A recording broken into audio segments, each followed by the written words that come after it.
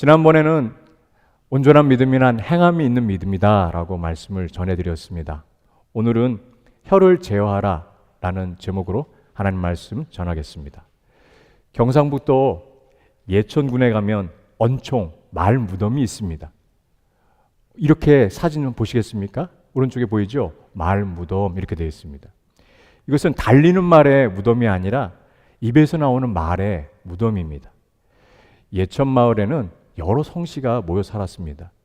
그런데 어려운 일이 생길 때마다 문중 사이에서 그 틈이 벌어지는 그 말들이 난무하기 시작했어요. 그랬을 때 기분 나쁘게 들릴지 모르겠지만 하는 쓸데없는 말과 그쪽이 걱정이 되어서 이야기합니다만 하는 이런 이웃을 비난하는 말들이 점점 증가하게 되었습니다.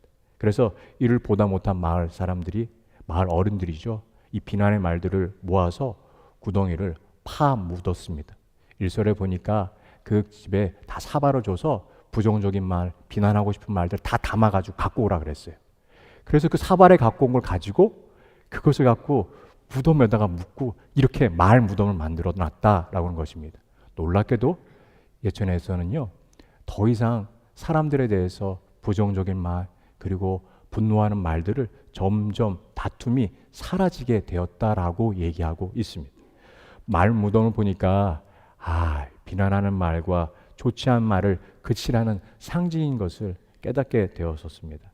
저는 이 말 무덤을 보면서 우리 일상에서 말을 제어하기 위해 참 좋은 아이디어다라는 생각이 들었었어요.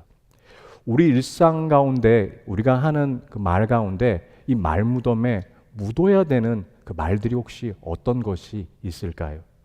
그리고 재밌는 것은 이 말 무덤 옆에는 비석이 세워져 있는데요. 그 비석에 이렇게 새겨져 있습니다. 발 없는 말이 천리를 간다. 오는 말이 고와야 가는 말이 곱다. 이 격언을 딱 보니까요, 맞다라는 생각이 다시 한번 또 들었었습니다. 우리의 일상 가운데 이렇게 말 무덤에 묻어야 되는 그 말들은 어떤 것이 있을 것입니까?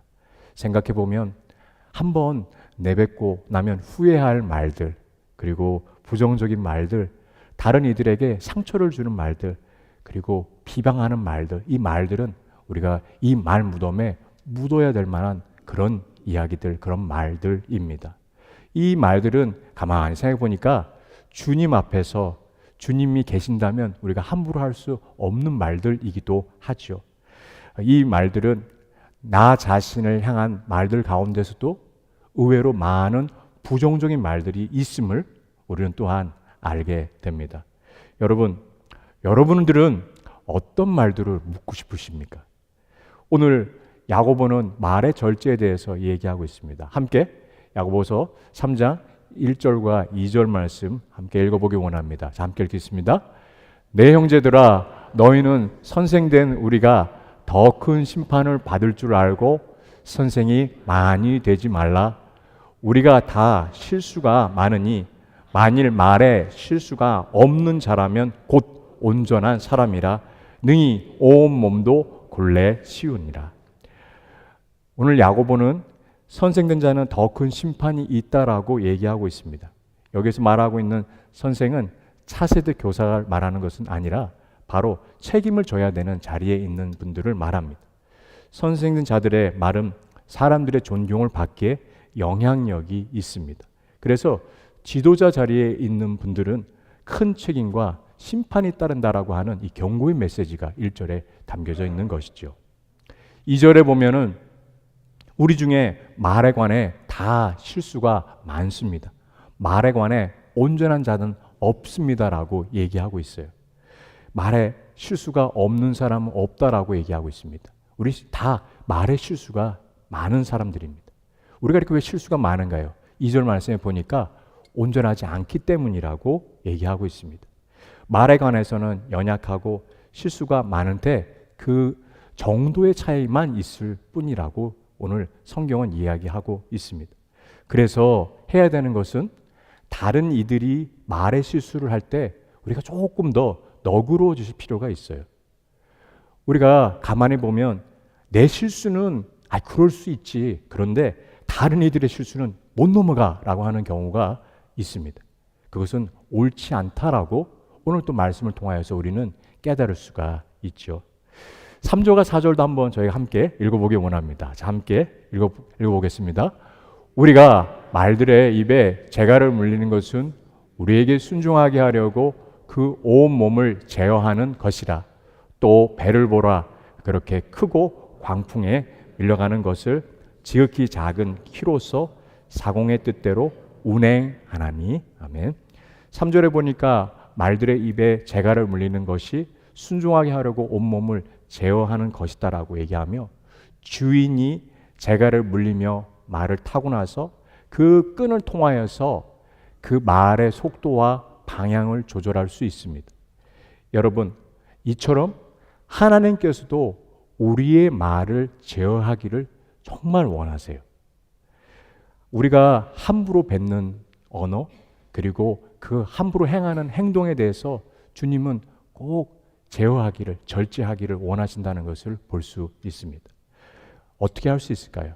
우리 안에 성령님이 계시고 성령께 우리가 기도할 때 우리의 말을 좀 더 아껴서 할 수가 있고, 성령께서 민감하게 영적으로 우리 안에 깨닫게 해 주십니다.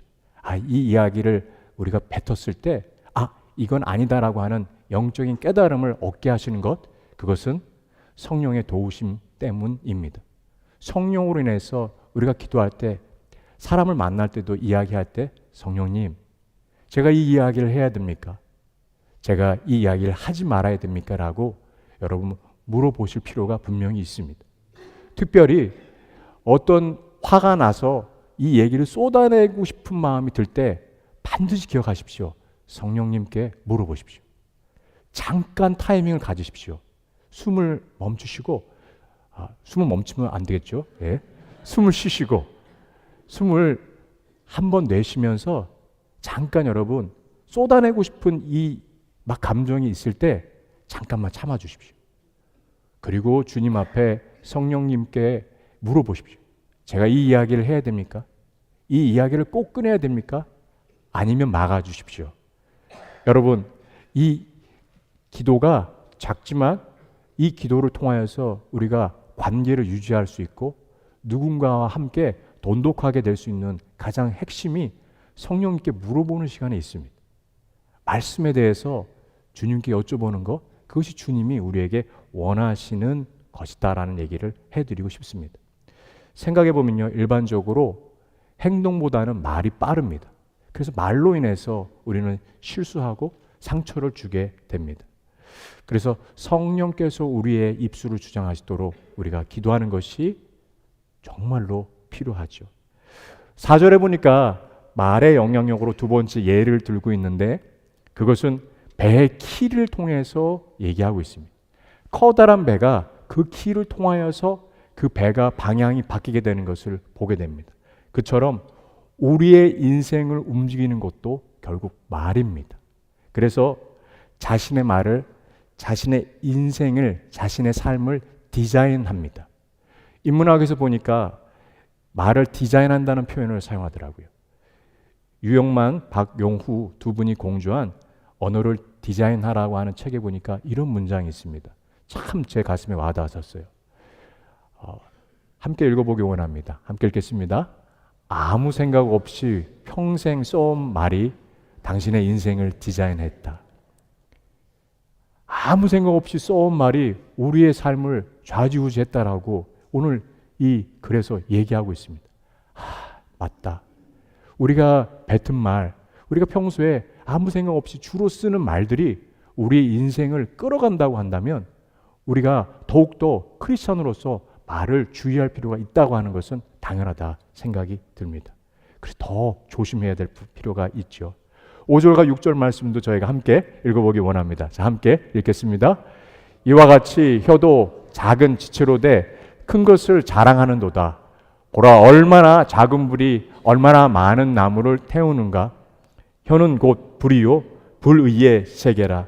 혀는 우리 지체 중에 온 몸을 더럽히고 삶의 수레바퀴를 불사르나니 그 불사르는 것이 지옥불에서 나느니라. 산불이 날 때 대부분 여러분 작은 불똥이 튀어서 그 온 나무와 살림을 다 불태워 버립니다. 작은 불씨 하나로 시작됩니다. 특히 건조한 날씨에는 더 그렇습니다. 작은 부지로 인해서 그 산불이 아주 크게 일어난 사건이 캐나다에서 있었습니다. 사진 한번 좀 보여주시겠어요? 2016년에 캐나다의 엘버타주에서 포트 맥머리라는 곳에 산불이 엄청 크게 났습니다. 캐나다 이 자연재해 역사상 손꼽힐 정도로 크게 났는데요. 얼마나 크게 났냐면 산불이 59만 헥타르를 태웠습니다. 서울의 10배 면적입니다. 그리고 건물 피해로는 2,400채가 다 불타버렸습니다. 그리고 8만 8천 명이 자기의 보금자리에서 떠나야 되는 긴급 대피하는 상황이 생겼습니다. 경제적 손실은 캐나다 달러 90억, 이건 한화로는 8조 원입니다. 여러분, 이 엄청난 화재가 났는데 너무 놀라운 것은 전문가들은 이 원인이 누군가 버린 담배꽁초 때문에 그렇다라고 얘기합니다. 기가 막히지 않습니까? 여러분, 무슨 말씀 드리고 싶은지 아십니까? 우리 작은 부정적인 말 한마디가 우리의 공동체를 다 불태워버릴 수 있다는 것입니다. 우리가 경각해야 됩니다. 우리가 바짝 정신을 차려야 됩니다. 우리 부정적인 말 한마디가 누군가에게 부정적인 말로 또 이어지며 그 부정적인 말은 우리의 교회 공동체를 흔들며 아프게 만듭니다. 이것은 정말 주님이 원치 않으신 것이라 오늘 이 산불을 통하여서 깨닫게 되는 것이죠. 여러분, 생각해 보십시오. 누구를 칭찬하고 누구를 격려하는 말보다 부정적인 얘기는 더 빨리 더 많은 사람에게 영향을 미칩니다.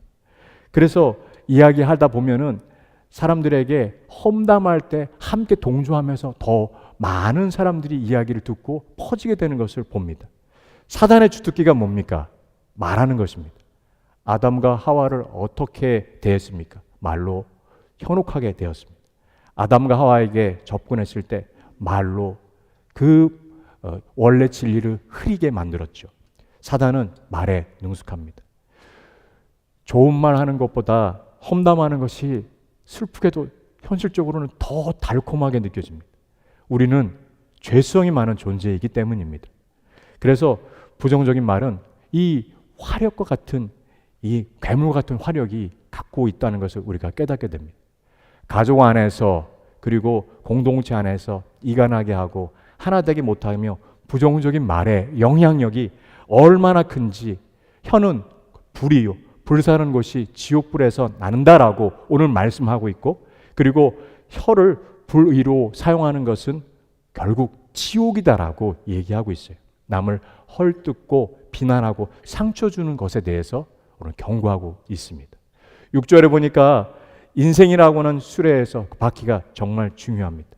삶의 수레바퀴는 잘 굴러가야 합니다. 수레바퀴가 만약에 불살라지게 되면 더 이상 그 앞으로 나갈 수 없게 됩니다. 공동체도 마찬가지죠. 말로 인해서 상처를 받고 앞으로 나갈 수 없게 됩니다. 우리 마음에 그 감정을 제어하지 못하고 또 분노에 사로잡혀 있거나 상한 마음이 있으면 우리 입에서 우리의 입술 가운데 언어 가운데 긍정적이고 사랑의 말이 나오지 않습니다. 남을 찌르고 고통을 주는 언어가 빈발하게 되죠.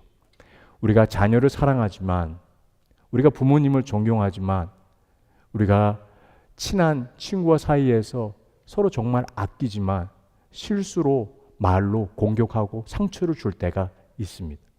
사랑하는 남편, 사랑하는 아내, 그리고 사랑하는 부모님과의 관계, 자녀들과의 관계에서도 말로 인해서 실수로 상함을 줄 때가 있고, 또한 그들에게 우리가 또한 상함을 받을 때도 있습니다. 너무 사랑하지만 나의 실수로 그 부족함으로 인해서 상처를 주기도 합니다. 여러분, 중요한 것은 이제 말의 중요성을 깨닫게 된 우리가 더 이상 부정적인 말이 아니라 말의 치료자가 되는 것을 주님이 우리에게 요구하고 계십니다. 우리는 말 가운데 이제 실수를 했다면 달려가서 미안합니다, 죄송합니다라고 얘기를 먼저 꺼내고, 그리고 사랑하는 자가 있다면 그들에게 함께 사랑합니다라는 얘기를 먼저 우리가 할 수 있는 그런 사람들이 되기를 원합니다. 왜냐하면 우리 옆에 있는 분들이 생각보다 영원히 같이 있지 않기 때문입니다. 우리는 주님이 부르시면 그 언젠가 시간을 아무도 모릅니다. 주님 품에 가야 됩니다. 그 가기 전에 가장 안타까워할 부분들은 무엇인가요? 사랑하는 이들에게 더 많이 축복의 이야기, 그리고 사랑한다라고 하는 메시지를 전해주지 못한 것이 더 안타까워서 그것에 대해서 정말로 더 많이 주지 못한 우리의 모습을 우리가 아쉬워할 것이 기억되기 때문입니다. 여러분, 우리가 잊지 말아야 되는 것은 우리에게 옆에 있는 사랑하는 이 사람, 이 분, 주님이 우리에게 주신 선물이며, 우리는 이 한 사람 한 사람을 더 깊이 사랑하는 것이 필요합니다. 그래서 말로 축복의 언어를 사용하는 것이 필요하죠. 희망적인 말이 필요합니다. 긍정적이며 생명을 살리는 말이 우리에게 더 필요함을 알게 됐을 때, 저는 한 사건을 통하여서 이 살리는 말, 이 말의 중요성이 얼마나 필요한가 깨닫게 되었습니다. 사진 한번 보여주시겠습니까? 1914년 영국의 탐험가 어네스트 셰클턴이라고 하는 분입니다. 이분은 남극을 횡단하기 위해서 도전했던 탐험가입니다. 2번의 실패가 있었습니다. 3번째 남극을 횡단하기 위해서 그는 모집을 했어요. 신문에다가 조그맣게 광고를 냈습니다. 돈을 많이 주지 못함, 먹을 것도 적음, 엄청 추움, 죽을 수도 있음 라고 광고를 냈는데 무려 1000명의 사람들이, 남성들이 지원을 했어요. 그래서 그 중에서 추려서 27명과 함께 탐험대를 구성하고 떠났습니다. 1914년도 8월에 영국을 떠나서 남극을 지나가고 있었을 때, 그때 1915년 1월에 안타깝게도 남극의 해빙에 갇히게 되었어요. 그래서 셔클턴과 대원 27명은 그 얼어붙은 배에서 수개월 동안 저렇게 있었습니다. 저 배를 이제 버리고 3개의 구명 보트에, 그리고 남은 물자들을 가지고 나오게 되었습니다. 여러분, 1915년 1월에 찍은 저 사진은 합성된 게 아닙니다. 셰클턴이 얼마나 타고난 리더였는가, 사진사를 데리고 갔어요. 그래서 모든 활동을 다 찍게 했습니다. 그 물자들을 다 버리게 했는데 그 중에서 벤조라고 하는 악기를 가지고 가게 했어요. 그는 인생의 가장 위험한 순간 가운데 그럴 때일수록 마음의 평온함과 기쁨을 누리는 게 필요하다는 생각이 들었었어요. 어렵게 구명보트 3개에 타고 엘레펀트 섬으로 이동합니다.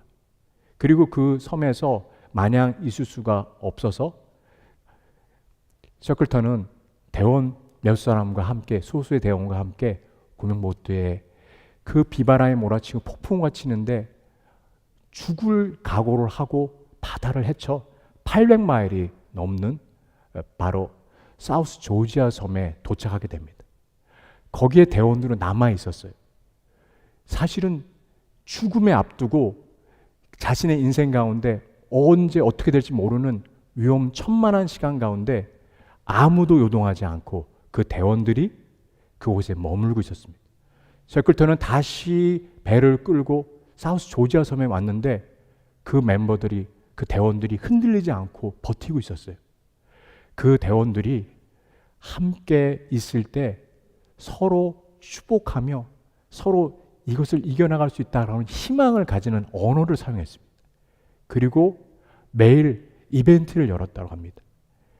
오늘은 어떻게 될지 모르겠다라고 하면 좌절하고 분노가 나고 왜 여기에 있나라고 하면서 그 부정적인 얘기에 쏟아낼 수 있을 때 이벤트를 통해서 아니야, 우리는 살 수 있어. 우리는 서로 힘을 내고 이 자리에 있는 것이 함께 이겨낼 수 있다라고 하는 그 마음을 가지면서 쉐클턴이 돌아왔을 때 그 대원들이 함께 있었고 모든 27명의 멤버가 무사하게 구조됐던 21세기의 쉐클턴의 리더십에 대해서 지금 다시 조명해 보고 있습니다.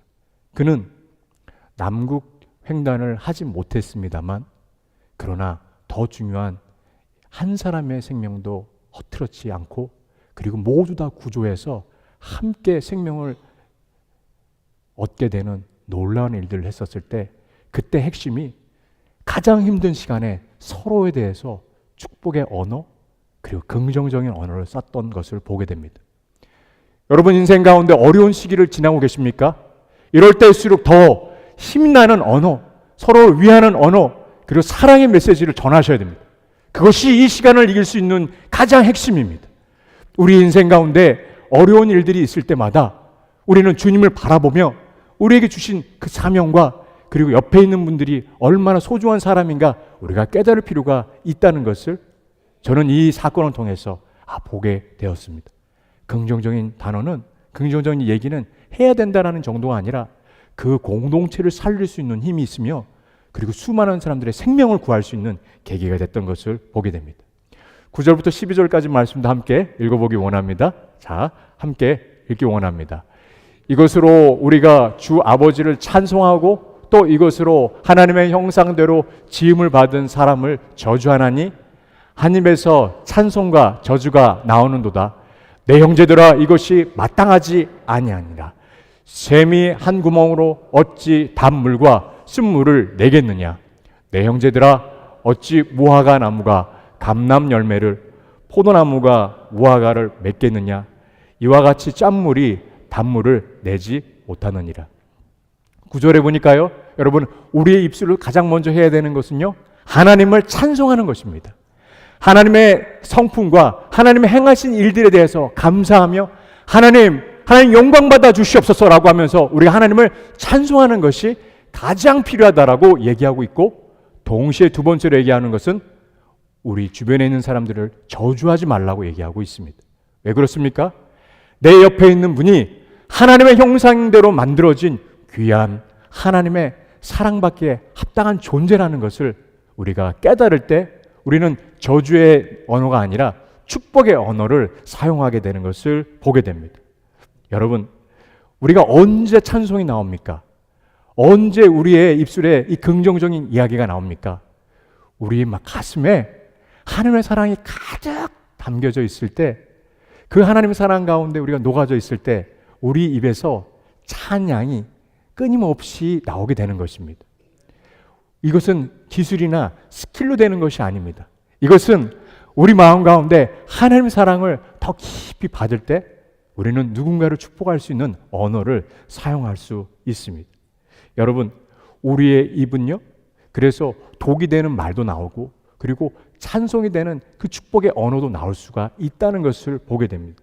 그것을 10절에서 야고보는 한 입에서 찬송과 저주가 나온다라고 얘기하고 있습니다. 여러분, 혀를 어떻게 사용하느냐 따라서 우리의 삶에, 우리 주변에 영향을 미치게 되는 것을 보게 됩니다. 제가 저희 새소망교회를 섬기면서 참 감사한 거는 시간이 갈수록 서로에 대해서 축복하는 이야기, 그리고 서로에 대해서 격려하는 모습들 보면서 그 시간들이 더 많아지고 있는 것을 보면서 참 감사드립니다. 토요일 날 함께 새벽에 나와서 7시니까 아침 예배죠. 아침 예배 나오신 성도님들은 아시겠지만 서로를 위해서 축복하고 사랑합니다라는 고백을 허그하는 우리 새소망 허그 타임이 있습니다. 시간은 1분인데 처음에 1분 할 때는 좀 너무 길지 않나요 하셨는데 지금은 어떤 일이 벌어진지 아세요? 1분이 모자라가지고 서로 안아주시며 우리 남자는 남자분끼리, 여자분 여자분끼리 서로 안아주시며 사랑합니다, 축복합니다, 집사님 사랑합니다, 권사님 사랑합니다, 장로님 사랑합니다라고 하시는데 너무 어쩔 줄 몰라 하시는 거 보면서 제가 너무 행복하더라고요. 저희 교회에 이렇게 축복의 언어를 많이 사용하시는 모습 보니까 참 소망이 더 크게 있구나라는 거, 더 기쁨을 제가 더 느끼게 됩니다. 이번에 새가족 환영식이 2주 전에 저희 집에서 있었습니다. 한 분 한 분 귀한 삶의 이야기들을 좀 해주셨어요.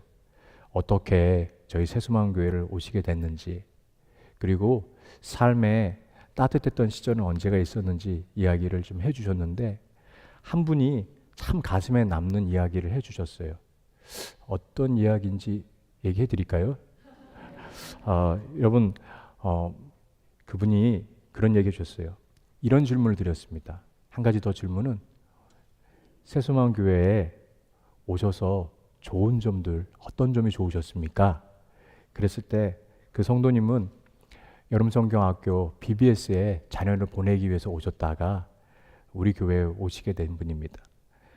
아이들 때문에 우리 교회에 첫 걸음을 내딛었지만 우리 교회에 참석하면서 성도님들 따뜻하게 말 한마디 해주시고, 잘 오셨어요, 반갑습니다, 너무너무 환영합니다, 그 말 한마디 해주시면서 손 잡아주셨던 그 마음에 녹아졌다고 얘기하세요. 그리고 이렇게 얘기하시더라고요. 저도 이제 누군가한테 따뜻한 이야기를 해야 되겠더라고요.